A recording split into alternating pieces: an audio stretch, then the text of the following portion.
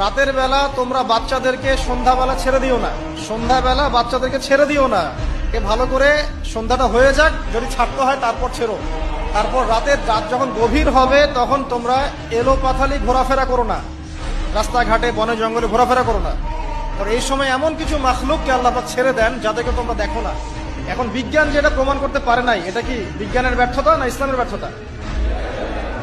আচ্ছা, তিনি বলছেন রাতের বেলা এমন কিছু মাখলুক বের হয় যাদেরকে তোমরা দেখো না।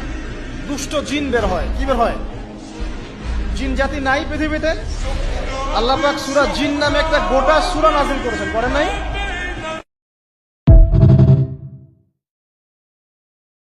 নবী সাল্লাল্লাহু আলাইহি ওয়াসাল্লাম বলেছেন, যদি তোমাদের কারো জুতার ফিতাও ছিঁড়ে যায়, সেজন্য সেই ফিতাটাও আল্লাহর কাছে চেয়ে নেয়।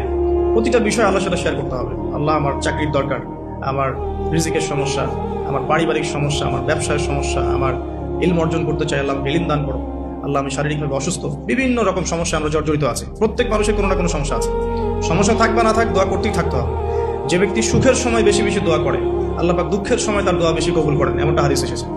যে ব্যক্তি সুখের সময় ভালো আছে, এখন আমার ফিজিক্যালি আমি ফিট, এখন আমি আল্লাহ পাকের অসীম নিয়ামতের মধ্যে আছি,